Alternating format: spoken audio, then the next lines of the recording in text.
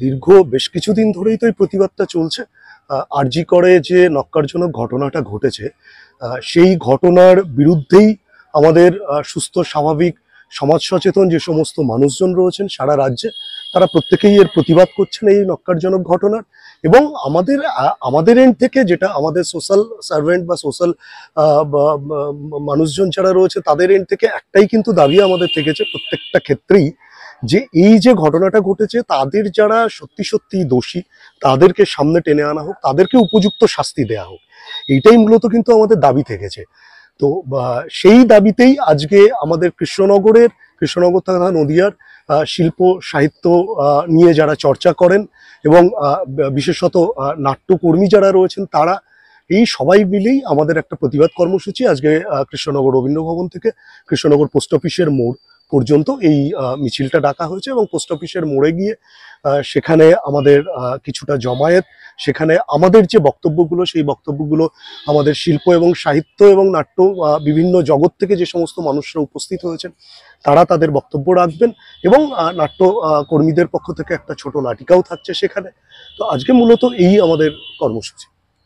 অনেকদিন ধরেই তো এরকম মিছিল বা অভিযান চলছে, এটা কি আদৌ কোনো সুরাহা মিলবে?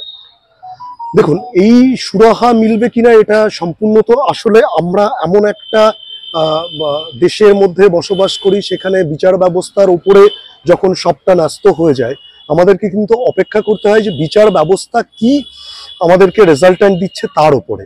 তো সেই জায়গাতে দাঁড়িয়ে এই বিচার ব্যবস্থা কি কি রেজাল্ট দেবে না দেবে অবশ্যই তার উপরে আমাদের নির্ভর করতে হয়।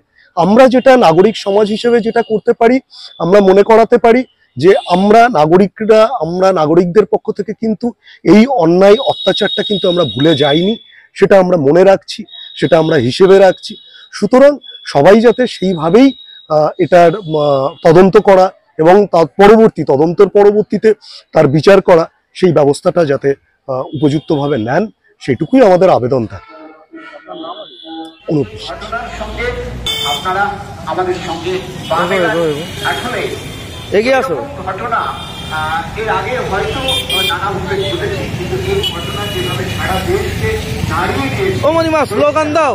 বলছি ভারতবর্ষের বাইরের বিভিন্ন প্রান্তের মানুষ না, তোমরা স্লোগান দাও। নারকীয় ঘটনার প্রতিবাদে যেভাবে পথে নেমেছে, আমরাও সামিল হয়েছি আজকে সেই প্রতিবাদে, যারা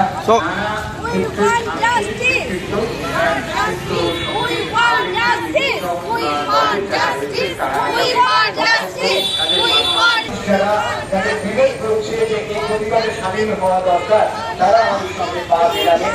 আসলে এই প্রতিবাদটাকে আপনারা জানেন যে প্রতি মুহূর্তে বলা হচ্ছে কি হবে এভাবে করে এই যে মানুষের মন ভেঙে দেওয়া, এটা কিন্তু একটা সুপরিকল্পিত চক্রান্ত।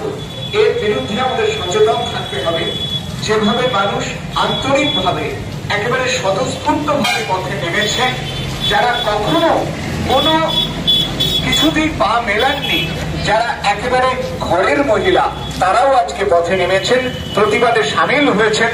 আপনিও এই প্রতিবাদে আমাদের সঙ্গে থাকবেন, এইটুকু আমাদের